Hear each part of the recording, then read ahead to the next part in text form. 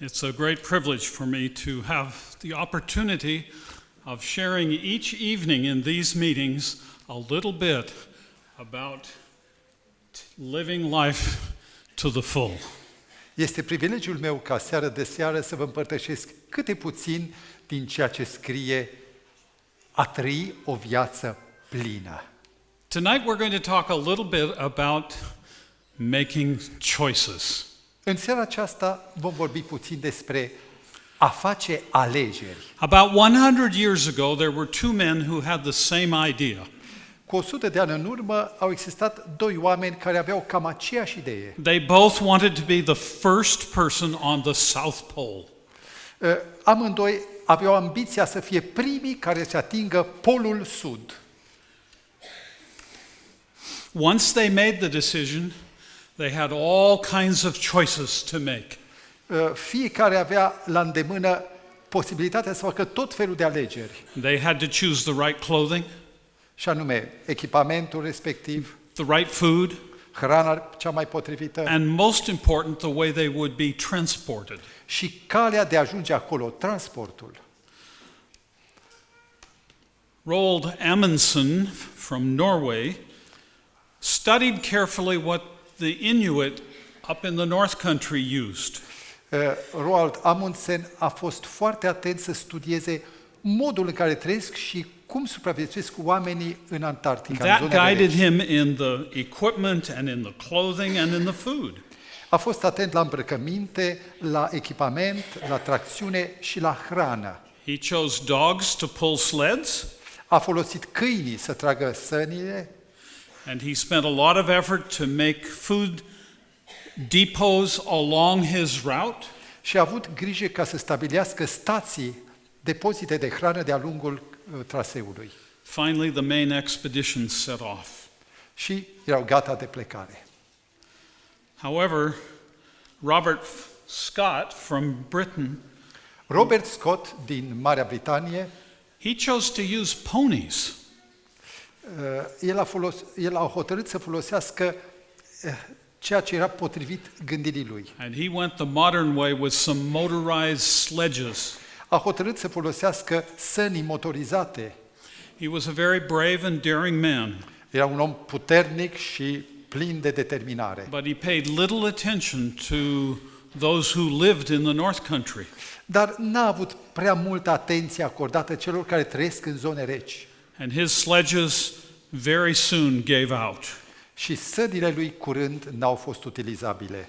And in a few weeks, the ponies no longer could function in that cold weather. În loc de câini avea cai mici, ponei, și curând poneii n-au mai fost în stare să tragă. And they had to be sacrificed. Și a trebuit să-i taie.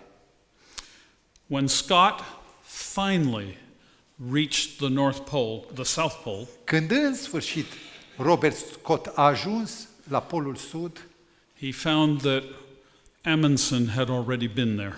a descoperit că concurentul său, Roald Amundsen, deja atinsese cu zile în urmă The polul. outcome for one team was a disappointment to the other.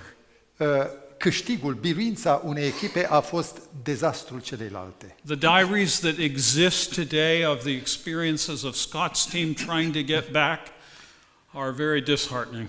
Jurnalul pe care Scott l-a păstrat pe drumul de întoarcere este sfâșietor. They had frostbite, they starved, and eventually they all died. Au ajuns să sufere de frig, de foame și în cele din urmă toți au pierit. Brave and courageous though Scott was, Foarte curajos a fost Robert Scott, dar he suffered the consequences from poor choices. a suferit doar consecințele alegerilor lui greșite. He had the best of motives. Avea toate posibilitățile la îndemână. Avea cele mai bune intenții. But he made wrong choices. Alegeri greșite. You know, we all make choices every day. Zilnic noi facem alegeri. Sometimes they're small choices, Uneori sunt mici, sometimes they're big choices. alteori sunt mari. Most of the time, they're probably small choices. De cele mai multe ori însă sunt cele mărunte. And yet the choices you and I make every day determine our success in life. Dar alegerile noastre de zi cu zi determină succesul în viața noastră. Listen to these words from the book of Daniel. Să citiți, vă rog, aceste cuvinte din cartea lui Daniel. Mulți din cei care dorm în morminte, în țărâna pământului, se vor ridica, unii pentru viață veșnică, alții pentru rușine și o sândă veșnică. Now it's hard to imagine two destinies so different. Vedeți cât de deosebite sunt două destine. And I'm so thankful Sunt atât de recunoscător that we can depend upon Christ. încât putem să ne încredem în Hristos. It gives us hope El ne dă speranță that even if we make some poor choices, că până și atunci când uneori facem greșeli, alegeri greșite, that He can forgive us El ne poate and ierta He can change our destiny. și poate să ne schimbe destinul. To a large extent, our health is determined by the choices that you and I make. Într-un alt plan, alegerile noastre sunt cele care determină sănătatea noastră. We've all inherited tendencies and genes from our parents, Noi toți am moștenit tendințe, înclinații și gene de la părinții noștri, and we can do very little about those. dar prea puțin le putem schimba pe acestea. But the choices you and I make Dar alegerile pe care tu și cu mine le vom face can even help us deal with our genetic tendencies. ne pot ajuta să gestionăm problemele moștenite And they can make a powerful difference in our lives. și pot să facă o mare schimbare în viața And noastră. that's what we're going to be talking about each night. Despre asta mă during vorbim these meetings. seară de seară. Now, many of you are acquainted with the handmade Asian rugs. Probabil că mulți sunteți în temă cu țoalele cusute de mână în Asia. A few years ago, my wife and I lived in Singapore, Cu câțiva ani în urmă, eu și soția am locuit în Singapore and we decided that we would buy a small rug while we were there. și ne-am gândit să cumpărăm un asemenea țol. It was quite an educational process. Era un proces educațional. We learned a great deal. Am învățat un mare lucru de la acești țesători. We discovered those rugs are graded by the number of knots per small square millimeter. Am înțeles că calitatea și valoarea acestor țesături, acestor covoare, sunt determinate de numărul de noduri făcute pe centimetru pătrat. The cheaper ones had maybe 500 knots. Cele ieftine au cam 500 de noduri pe un inch pătrat, ceva mai mare ca un The centimetru. best ones were 1200, 1500. Dar cele scumpe ajung până la 1500 de noduri pe centimetru pătrat. Yet the subtle variety of pattern and color depends upon the weaver's choosing a thread for each knot. Și fiecare culoare sau fiecare nuanță depinde de alegerea pe care o face țesătorul. Our lives are very similar. Viața noastră este la fel. Every day, as we've already said, we make countless choices.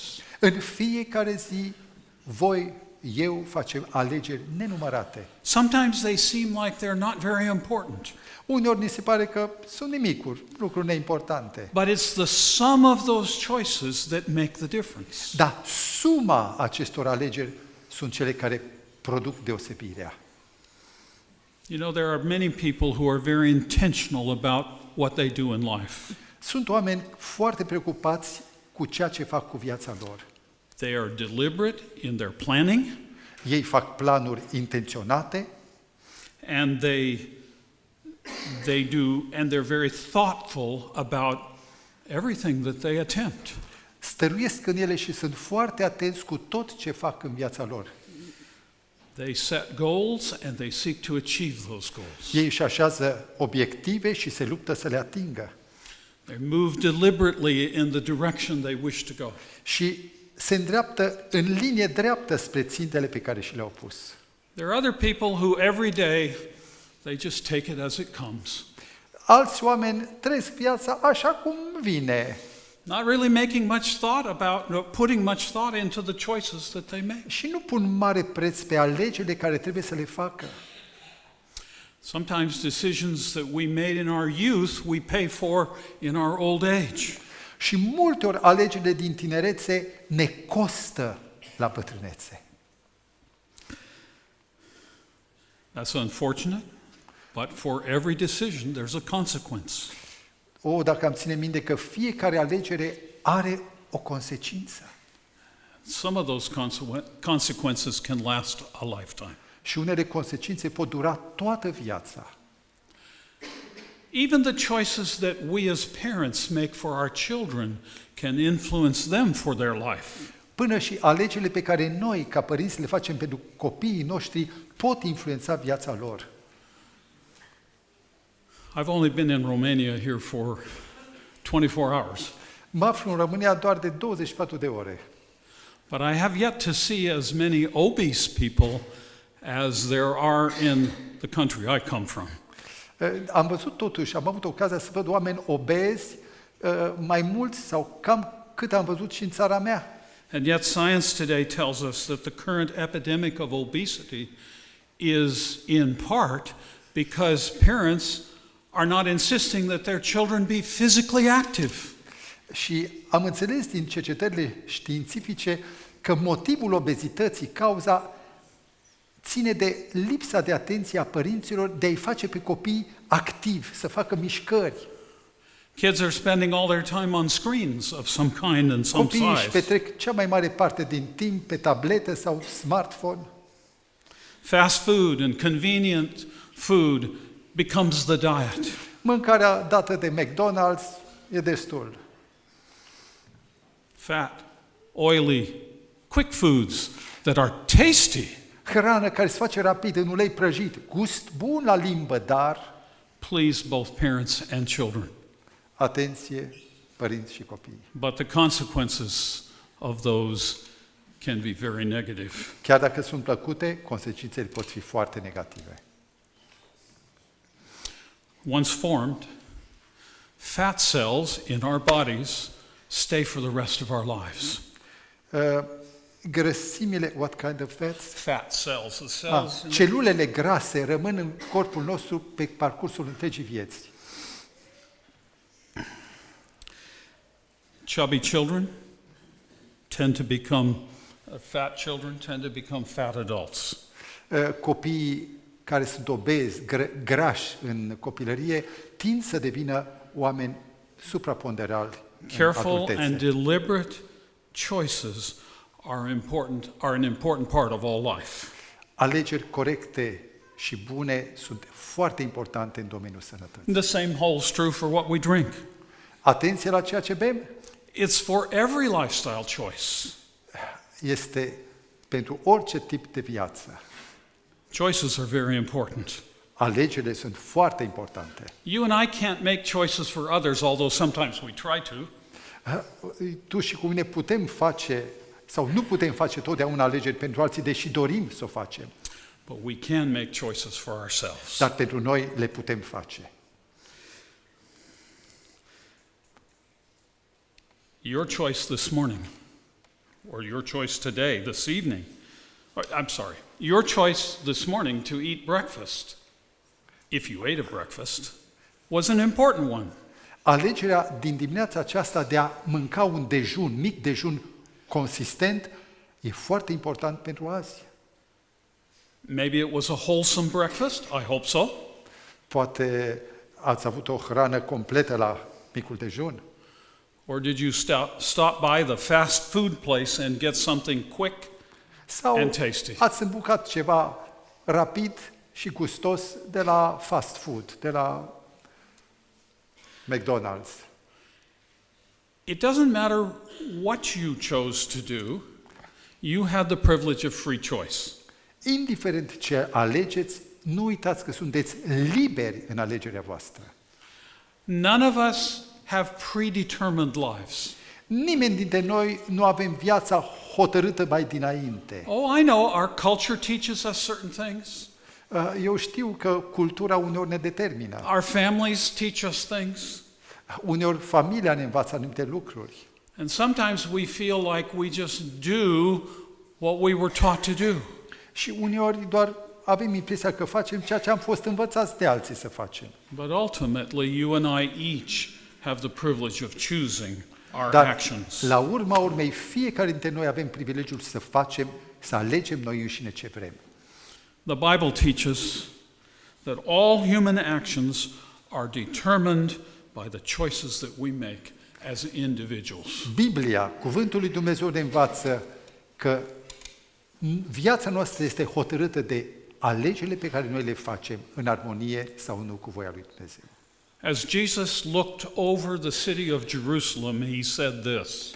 Odată când, la sfârșitul activității sale, când Iisus a privit asupra Ierusalimului, a spus cuvintele următoare: O, Ierusalime, Ierusalime, tu care ucizi pe profeți și ucizi cu pietre pe cei care sunt trimiși la tine, de câte ori n-am tânjit să vă strâng alături de mine, cum strânge găina pui sub aripi?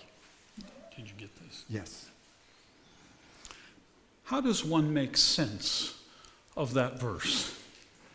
Ce vrea să spună acest verset? If it weren't for the reality of free choice, we would be troubled. Vorbește despre realitatea alegerii libere. Jesus longs for us to listen to him, Hristos ne îndeamnă să ascultăm la El, to obey him, să-L ascultăm, to do what he asks us, him to ask what să he asks us facem to ceea do. ce El ne cere. And yet he says, Și El zice, but you were not willing. what? And yet he says, but you were not willing. Că am vrut să fac, dar nu ai ascultat, n-ai vrut. You and I, each one, can be grateful every day Tu și cu mine putem fi în fiecare zi recunoscători that God has given us the privilege of free choice. că Dumnezeu ne-a dat fiecare dintre noi privilegiul alegerii libere. We're not robots. Nu suntem roboți. And we need to use this incredible gift that he gives to us of free will wisely and carefully. E privilegiul nostru să folosim darul libertății de alegere într-un mod înțelept și consecvent. May God help each one of us to do that. Dumnezeu să ne ajute pe fiecare să facem asta. Amin.